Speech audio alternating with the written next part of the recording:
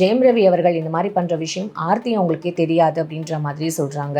இந்த டைவர்ஸ் அறிவிப்பை ஆர்த்திக்கே தெரியாம ஒருதலை பட்சமா ஜெயம் ரவி அறிவிக்கிறார். அவசரம் என்ன? ஜெயம் ரவியை போன்ற நடிகர்களுடைய படத்தை பொதுமக்கள் பார்க்கவே கூடாது, புறக்கணிக்கணும். இவர்கள் சராசரியா ஒரு மனைவிக்கு கணவனாவும் இல்லை, ஒரு குழந்தைகளுக்கு தகப்பனாவும் இல்லை. இவன் எப்படி மனிதனா இருப்பான்? ஹீரோ இமேஜுக்கு, காம களியாட்டங்களுக்கு தமிழ்நாடு மக்களா பலி. மாமியார் வீட்டில் பல கோடிகள் குவிந்து கிடக்கு. இந்த பணம் தன்னுடைய ஹீரோ இமேஜுக்கு தாங்கி பிடிக்கணும். அப்படி தாங்கி பிடிக்கலைன்னா அந்த குடும்பத்தை விட்டு வெளியேறணும். குழந்தைங்க நடுத்தெருவுக்கு வந்தாலும் சரி, மனைவி தெருவுக்கு வந்தாலும் சரி, மாமியார் சொத்து அழிந்தாலும் சரி, தன்னுடைய ஹீரோ இமேஜை தூக்கி பிடிக்கணும். இதே பிரச்சனை தான் தனுஷு.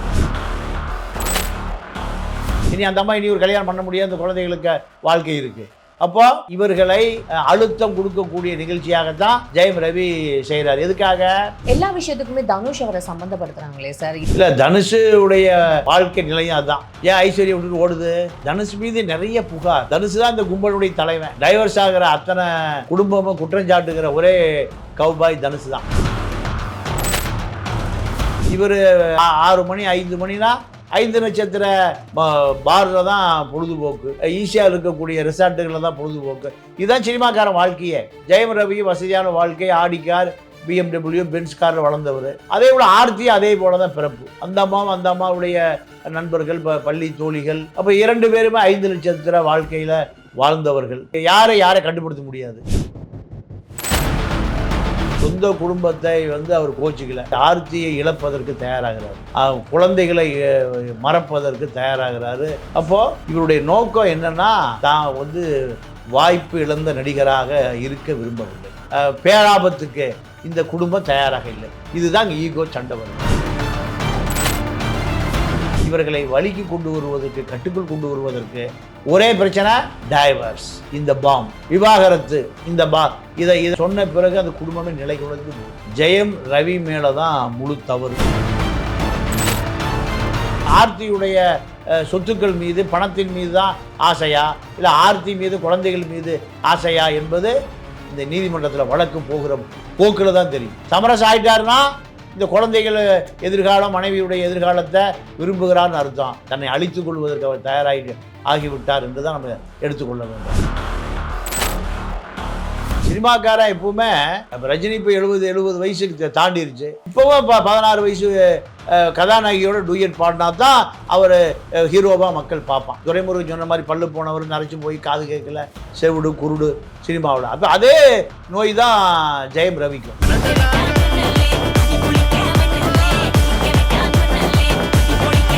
விஜய்க்கு சம்பளம் 150 கோடி, ரஜினிக்கு சம்பளம் 200 கோடி, கமலுக்கு 200 கோடி, அஜித்துக்கு 150 கோடி. இந்த 150 கோடிலாம் கொட்டி கொடுக்கக்கூடிய அளவுக்கு இவர்கள் மனித புனிதர்களா? கோடம்பாக்கம் களிசடைகள். எவனை குழந்தை குட்டிக்கு உண்மையா இல்லை?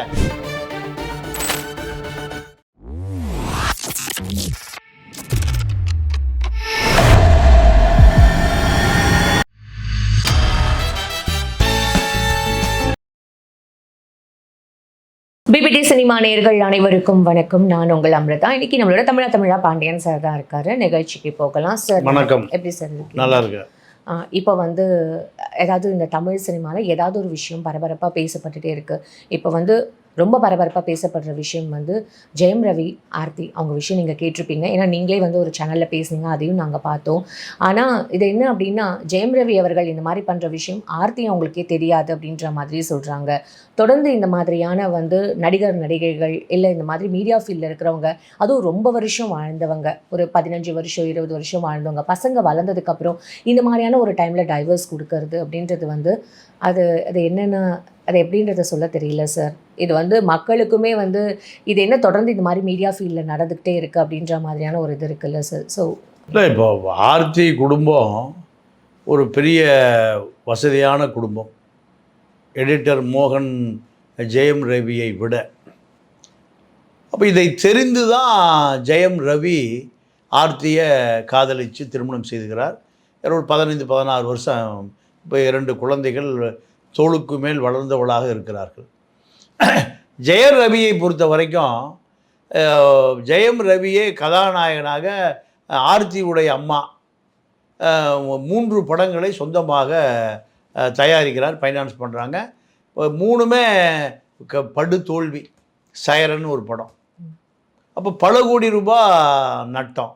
ஆனால் ஜெயம் ரவியை பொறுத்த வரைக்கும் தன்னை ஒரு கதாநாயகன் இமேஜ் தொடர்ந்து படங்கள் வந்து கொண்டே இருக்க வேண்டும் என்று அவர் விரும்புகிறார்.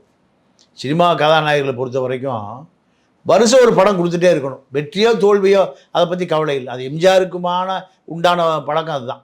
ஏன்னா ஃபீல்டில் நாங்கள் இருக்கோம். சினிமாக்காரன் எப்பவுமே நீங்கள் இப்போ ரஜினி இப்போ 70 வயசுக்கு தாண்டிருச்சு. இப்போவும் 16 வயசு கதாநாயகியோட டூயட் பாடினா தான் அவர் ஹீரோவாக மக்கள் பார்ப்பான். துரைமுருகன் சொன்ன மாதிரி பல்லு போனவர் நரைச்சி போய் காது கேட்கல, செவிடு குருடு இதெல்லாம் ஏற்றுக்கவே மாட்டான் சினிமாவில். அப்போ அதே நோய் தான் ஜெயம் ரவிக்கும், தனுஷுக்கும் அதே நோய் தான், பல பேருக்கு இதே நோய் தான். ஏன்னா மாமியார் வீட்டில் மாமனார் வீட்டில் பல கோடிகள் குவிந்து கிடக்கு. இந்த பணம் தன்னுடைய ஹீரோ இமேஜுக்கு தாங்கி பிடிக்கணும். அப்படி தாங்கி பிடிக்கலைன்னா அந்த குடும்பத்தை விட்டு வெளியேறணும். இதுதான். வேறு அவர்களுக்கு குழந்தையை பற்றியோ மனைவியை பற்றியோ உறவுகளை பற்றியோ எந்த கவலையும் இல்லை. நீங்கள் இந்த டைவர்ஸ் அறிவிப்பை ஆர்த்திக்கே தெரியாமல் ஒருதலை பட்சமாக ஜெயம் ரவி அறிவிக்கிறார். அவசரம் என்ன? இப்படி அறிவிக்க வேண்டிய அவசரம் என்ன? நேத்தி அவங்க அது போட்ட அறிக்கை தான் இன்னுமே வந்து ரொம்ப வைரலாக போயிடுச்சு. அப்போ இந்த ஜெயம் ரவியை போன்ற நடிகர்களுடைய படத்தை பொதுமக்கள் பார்க்கவே கூடாது, புறக்கணிக்கணும். ஏன்னா இவர்கள் சராசரியாக ஒரு மனைவிக்கு கணவனாகவும் இல்லை, ஒரு குழந்தைகளுக்கு தகப்பனாகவும் இல்லை. இவன் எப்படி மனிதனாக இருப்பான்? இவன் எப்படி மனிதனாக இருக்க முடியும்? இவர்களுடைய அந்த ஹீரோ இமேஜுக்கு, காம களியாட்டங்களுக்கு தமிழ்நாடு மக்களாக பலி. இவர்களை பொறுத்த வரைக்கும் நீங்கள் எந்த பொது நலனும் பார்ப்பதில்லை. தங்களை யாராவது ஒருத்தர் எத்தனை கோடி நட்டமானாலும் சரி படம் எடுத்துக்கொண்டே இருக்க வேண்டும், நடித்து கொண்டே இருக்க வேண்டும். தங்களை ஹீரோவாக இந்த மக்கள் மனதில் இடம் பிடிச்சிட்டே இருக்கணும். இதுதான் இவர்களுடைய பழக்கம்.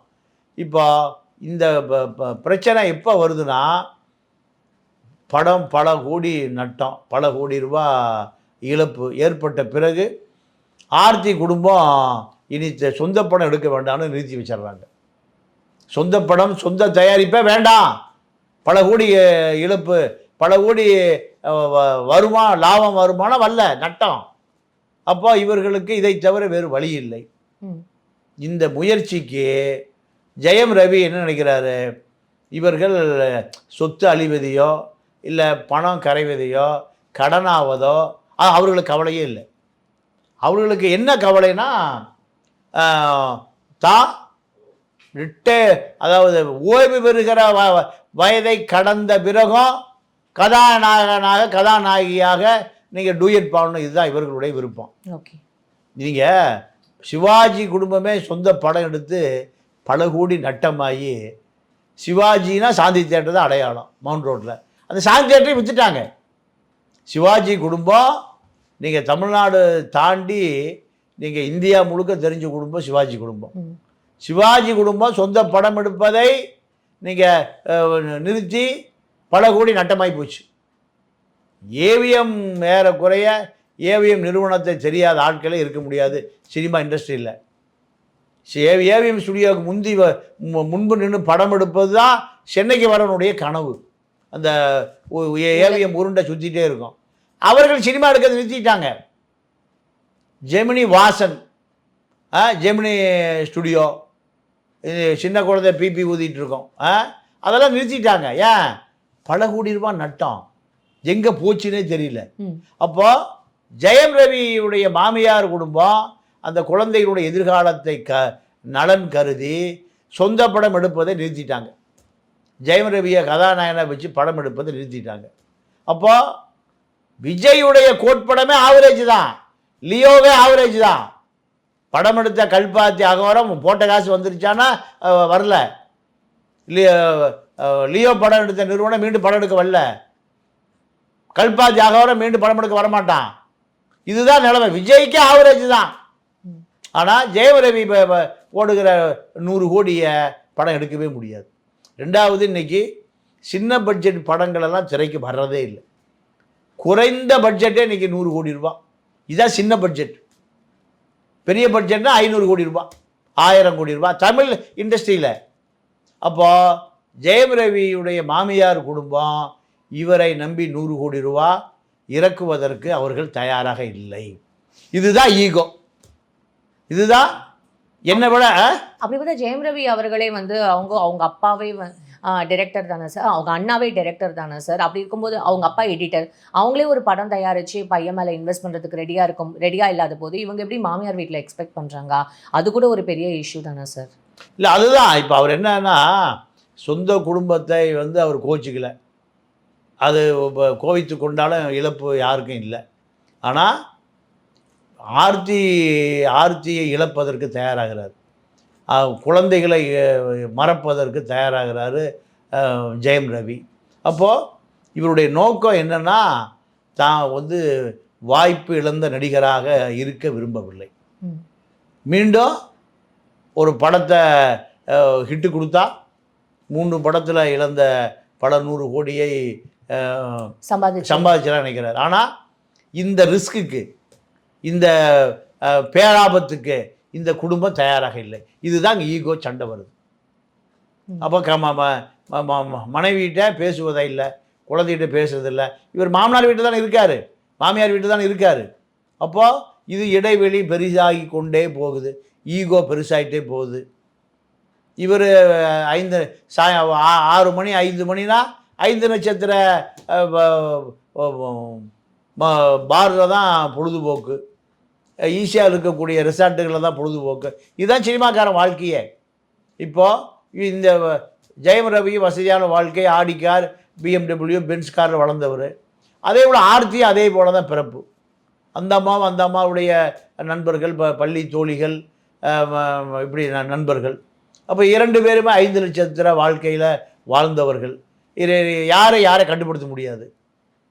நீ என்னுடைய சுதந்திரத்தை தலையிடாத, நீ எங்கே போகிற, எத்தனை மணிக்கு வர்ற, எப்போ வீட்டில் இருப்ப, என்னுடைய சுதந்திரத்தை நீ கேட்காத. இது எப்போ வருது? இந்த படம் எடுக்கல, படம் ஃபைனான்ஸ் பண்ணல, 100 கோடி ரூபா இன்வெஸ்ட்மெண்ட் பண்ண முடியல, இந்த பிரச்சனை வர்றபோது ஈகோ வருது. அது வரைக்கும் 18 வருஷமாக ஈகோ வரல. கணவனும் மனைவியும் கலந்து பேசிட்டு ஒருவர் புரிந்து கொண்டாங்க. இந்த குழந்தைகள் அதுக்கு பாலமாக இருந்தது. ஆனால் இப்போ இவருக்கு குழந்தை நடுத்தெருவுக்கு வந்தாலும் சரி, மனைவி தெருவுக்கு வந்தாலும் சரி, மாமியார் சொத்து அழிந்தாலும் சரி, தன்னுடைய ஹீரோ இமேஜை தூக்கி பிடிக்கணும். இதுதான் இதே பிரச்சனை தான் தனுஷுக்கும். தனுஷு படம் அட்டர் பிளாப்பு இருந்தாலும் படம் கொடுக்குறதுக்கு ஃபைனான்ஷியல் தயாராக இருக்கான். ஏன்? ரஜினியுடைய மருமக, ரஜினியுடைய மகள். எப்படி பார்த்தாலும் ஒரு 5000 கோடி சொத்து தனியாக வரும். ஐஸ்வர்யாவுக்கு 5000 கோடி, சௌந்தர்யாவுக்கு 5000 கோடி. இதுக்காக கடன் கொடுக்குறதுக்கு நிறைய பேர் இருக்கான். நிறைய போத்ராக்கள், நிறைய அன்பு செழியர்கள் தயாராக இருக்கான். அப்போ லதா என்ன முடிவு பண்ணுது? ஆர்த்தியுடைய அம்மா முடிவு பண்ண மாதிரி, இனிமேல் சொந்த படமே வேண்டாம், உனக்கு பணமும் கொடுக்க முடியாது, கடன் கொடுக்க முடியாது, எதுவுமே கொடுக்க முடியாதுன்னு லதா நீங்கள் இறுக்கி பிடித்த பிறகு வங்கியில் லோன் மேனேஜர் கொடுக்கவே முடியாதுங்க, உங்களுடைய அக்கௌண்ட்டை க்ளோஸ் பண்ணியிருக்கேன்ருவான் மேனேஜர். வங்கி உங்களுக்கு நிறைய லோன் கொடுத்து உங்கள் கட்டணம் 1 கோடிக்கு தான் போகும், 1.25 கோடி லோன் ஆகி போச்சுக்குவான். அதே கதை தான். இதே பிரச்சனை ஜெயம் ரவிக்கு வந்த பிறகு தான் இவர்களை வழிக்கு கொண்டு வருவதற்கு, கட்டுக்குள் கொண்டு வருவதற்கு ஒரே பிரச்சனை, டைவர்ஸ், இந்த பாம், விவாகரத்து, இந்த இதை சொன்ன பிறகு அந்த குடும்பமே நிலை குலைந்து போகுது. இப்போ இது 2 மாதத்துக்கு முன்னாடி இது ரொம்ப பரவலாக பேசப்பட்ட போது அந்த மாதிரிலாம் எதுவுமே இல்லாத ஒரு வதந்தி அப்படின்னு சொன்னாங்க. ஏன்னா இவங்க வந்து நிறைய க்யூட் கப்பல், இவங்க நிறைய இன்டர்வியூஸ்லாம் கொடுக்கும்போது எல்லாருமே ரொம்ப ரொம்ப அட்மையர் பண்ணாங்க சார் இந்த மாதிரியான ஒரு கப்பல்ஸை. இப்போ இந்த மாதிரியான ஒரு விஷயம் இது உண்மைன்னு தெரிஞ்சதுக்கப்புறம் இது உண்மையாகவே ரொம்ப வருத்தமாக இருக்குது. அதாம்மா, இது முழுக்க ஜெயம் ரவி மேலே தான் முழு தவறு. இதை இவர் மனைவியினுடைய சொத்துக்களை தன்னை ஹீரோ இமேஜாக காப்பாற்றிக் கொள்வதற்கு முயற்சிக்கிறார். இப்படி நிலைமை வரும்போது அந்த முயற்சி தடைபடுகிற பொழுது தான் இவர் வெகுண்டெழுகிறார். இது யாருடைய தவறு? நீங்கள் ஆர்த்தியுடைய தவறோ, குழந்தையுடைய தவறோ, மாமியாருடைய தவறோ அல்ல. யாருடைய தவறு? ஜெயம் ரவியுடைய தவறு தான். அப்போ ஜெயம் ரவி இதை திருத்தி கொள்ள வேண்டும். ஜெயம் ரவி இதை வருத்தி கொள்ள வேண்டும். நீங்கள் நீதிமன்றத்துக்கு போனால் ஒரு வருஷம் நீதிமன்றம் பல தவணைகள் கொடுக்கும். உடனே வாய்தா போட்டு உடனே டைவர்ஸ் நோட்டீஸ் கொடுக்க மாட்டாங்க. சமரச மையத்தை 2 பேர் பேசி கலந்து பேசி 2 குழந்தை இருக்குது, நீங்கள் சமரசமாய செய்து கொள்ளுங்கள் என்று தான் நீதிமன்றம் அறிவுறுத்தும். ஆனால் இவர்கள் அதை கேட்டுக்கொள்ளுகிறார்களா? இல்லை ஜெயம் ரவிக்கு ஆர்த்தியுடைய சொத்துக்கள் மீது பணத்தின் மீது தான் ஆசையா, இல்லை ஆர்த்தி மீது குழந்தைகள் மீது ஆசையா என்பது இந்த நீதிமன்றத்தில் வழக்கு போகிற போக்கில் தான் தெரியும். சமரசம் ஆயிட்டாருன்னா இந்த குழந்தைகள் எதிர்காலம், மனைவியுடைய எதிர்காலத்தை விரும்புகிறான்னு அர்த்தம். இல்லை டைவர்ஸாக வேணும்னா பணம் வச்சுருக்கீங்க, எனக்கு பணம் எடுக்க மாட்டேங்கிறீங்க, அப்போ எனக்கு குழந்தைய வேண்டாம், குட்டியை வேண்டாம், மனைவி வேண்டாம், எனக்கு அந்த ஹீரோ இமேஜ் தான் வேணும். தன்னை அழித்துக் கொள்வதற்கு அவர் தயாராகி ஆகிவிட்டார் என்று தான் நம்ம எடுத்துக்கொள்ள வேண்டும். இப்போ இவங்க ஃபேமிலியில் அட்வைஸ் பண்ணியிருக்க மாட்டாங்களா சார்? இல்லை, அது அந்த அட்வைஸ் எல்லாம் தாண்டி தான் இப்போ நடக்குது. ஜெயம் ரவியுடைய குடும்பத்தில் கண்டிப்பாக ஆலோசனை சொல்லப்பட்டிருக்கும். ஆலோசனை சொல்லப்பட்டாலுமே சுற்றி இருக்கக்கூடிய தவறான நண்பர்கள், ஒரு நண்பர் அந்த வக்கீல் நோட்டீஸ் எடுத்துகிட்டு ஆர்த்தி வீட்டுக்கே போயிருக்கார். ஒரு தகவல், கணவனுடைய வக்கீல் நோட்டீஸ் அது போஸ்ட் அனுப்பிச்சாலே போயிடும். அப்போ இதை த்ரெட்டன் பண்ணுவதற்காக பயன்படுத்தப்படுகிறது. வக்கீல் நோட்டீஸ் எடுத்து கொண்டு போய் நீங்கள் ஆர்த்தியில் கொடுக்கறதுக்கு ஒரு நண்பர் போகிறாருன்னா இவர்கள் சமரசம் இல்லை. அப்போ இந்த வழக்கறிஞர் நோட்டீஸே இவர்களை மிரட்டுவதற்கு, த்ரெட்டன் பண்ணுவதற்கு, மீண்டும் இவரோட சமாதானம் ஆகணும்னா ஒரு படம் எடுக்கணும், 100 கோடி ரூபாய் இன்வெஸ்ட்மெண்ட் பண்ணணும். இதற்காகத்தான் பயன்படுத்துகிறத தவிர இதுக்கு ஆர்த்தி தரப்பு இறங்கி வந்தாலும் பிரச்சனை முடியாது. ஆர்த்தியுடைய மாமியார் தரப்பு இப்போ 100 கோடி ரூபாய் இன்வெஸ்ட்மெண்ட் பண்ணுவதாக, இது டவுரி கேஸ் மாதிரி தான், வரதட்சணை கேஸு இது ஒன்று தான், மிரட்டுற மாதிரி தான். நான் வாழ்க்கை கொடுக்கணுமா, உனக்கு குழந்தைக்கு அப்பாவாக இருக்கணுமா, இல்லைன்னா நான் வெளியேறிடுறேன், ஆயுள் முழுக்க கணவனை இழந்தவளா டைவர்ஸ் ஆனவளா தான் நீ வாழ்க்கையை ஓட்டணும், இனி அந்த அம்மா இனி ஒரு கல்யாணம் பண்ண முடியாது, இந்த குழந்தைகளுக்கு வாழ்க்கை இருக்குது. அப்போ இது இவர்களை ஒரு மன அழுத்தம் கொடுக்கக்கூடிய நிகழ்ச்சியாகத்தான் ஜெயம் ரவி செய்கிறார். எதுக்காக? பைசா. அப்போ நீங்கள் கிராமத்தில் என்ன பண்ணுறான், ஒப்பங்கிட்ட போய் 2 நகை வாங்கிட்டு வா, எனக்கு ஒரு மோட்டார் சைக்கிள் வாங்கிட்டு வா, இதான் டவுரி கேஸு. இதை போலீஸ் மகளிர் காவல் நிலையத்தில் டவுரி கேஸை புகார் பதிவு செய்வதற்கு நிறைய காவல்துறையில் இது தனி பிரிவே இருக்குது. இது 100 கோடி ரூபா டவுரி கேஸ், அது 2 டவுரி கேஸு, இது 100 கோடி டவுரி கேஸ். மக்கள் கண்டிப்பாக பார்த்து கொண்டிருப்பவர்கள் ஜெயம் ரவிக்கு புத்தி சொல்லணும்னா ஜெயம் ரவியுடைய படத்தை புறக்கணிக்கணும். இவர் நல்ல குழந்தைகளுக்கு தாப்பனா இல்லை, ஒரு மனைவிக்கு கணவனா இல்லை, இவர்கள் எப்படி திரை உலகத்தில் நல்ல மனிதராக இருக்க முடியும்? இப்போது இவங்க வந்து 17 வருஷம் 18 வருஷம் கழிச்சு தான் வந்து இவங்களுக்கு இந்த மாதிரிலாம் வந்து இந்த லவ் மேரேஜோட இவங்களோட அந்த சாராம்சம் என்னன்றது உங்களுக்கு புரியுமா சார்? 17 வருஷம் 18 வருஷம் கழிச்சு தான் இவங்களால வந்து இந்த டைவர்ஸ் ஒரு பணத்துக்காக இந்த மாதிரிலாம் எடுக்கிறோம் அப்படின்ற மாதிரி, ஒரு தப்பு பண்ணுறோம் அப்படின்னு இந்த சமூகத்தில் எடுத்து சொல்கிறதுக்கு அவங்களுக்கு ஒரு ஃப்ரெண்ட்ஸோ இல்லை குடும்ப நண்பர்களோ இல்லை வந்து உட்காந்து பேசுகிறதுக்கு ஆலோசகர்களோ யாருமே இல்லையா சார்? இல்லைம்மா, சினிமாக்காரன் பூராமல் கற்பனை குதிரையில் பறக்கக்கூடியவன். நீ தாயா ஹீரோ, அடுத்த படம் எடுத்தால் ஒரு 500 கோடி அடிச்சிடலாம், நீ தான் அடுத்த சூப்பர் ஸ்டார், இப்படி சொல்லக்கூடிய ஆட்கள் தான் சுற்றி இருப்பானே தவிர உண்மையை சொல்லக்கூடிய ஆட்கள் இருக்கவே மாட்டான். அப்போ அந்த பசங்களோட இது சார், அது கவலைப்பட வேண்டியது ஜெயம் ரவி, அவரே கவலைப்படலை. எல்லா விஷயத்துக்குமே தனுஷ் அவரை சம்மந்தப்படுத்துகிறாங்களே சார், இந்த விஷயத்துலையும் வந்து தனுஷை சம்மந்தப்படுத்தியிருக்காங்க. அதே சமூக வலைதளத்தில் இது இன்னும் வைரலாக போயிட்டுருக்கு. இவர் எப்படி இதில் சம்மந்தப்பட்டிருக்காருன்றது தெரியல சார், ஆனால் எல்லா விதத்துலையுமே தனுஷ் அவரோட பேர் அடிப்படுது சார். இல்லை, தனுஷுடைய வாழ்க்கை நிலையும் அதுதான். ஏன் ஐஸ்வர்யா விட்டுட்டு ஓடுது? தனுஷ் மீது நிறைய புகார். தனுஷ் தான் இந்த கும்பலுடைய தலைவன். தனுஷ் மீது டைவர்ஸ் ஆகிற அத்தனை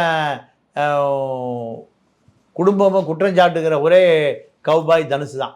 இப்போ அவர் யாரோ மந்திரவாதி சொல்லி ஒரு மாலையை சட்டைக்கு வெளியில் விட்டுட்டே தெரியுறாரு. அந்த மாலை எப்படி, மந்திர மாலை எப்படி அவரை காப்பாற்றும்? இவர்களெல்லாம் தமிழக மக்கள் புறக்கணிக்கணும், தூக்கி எறியணும். அவர் இப்போ ரிலீஸ் ஆகிற படம் காக்கா குஞ்சு கூட போகக்கூடாது. எம்ஜிஆர் எவ்வளோ பெரிய உயர்ந்த மனிதன். எம்ஜிஆர் இந்த மக்களுக்காக வாழ்ந்து இந்த சினிமாவில் சம்பாதிச்ச சொத்தை பூரா மக்களுக்காக கொடுத்துட்டு போனார்.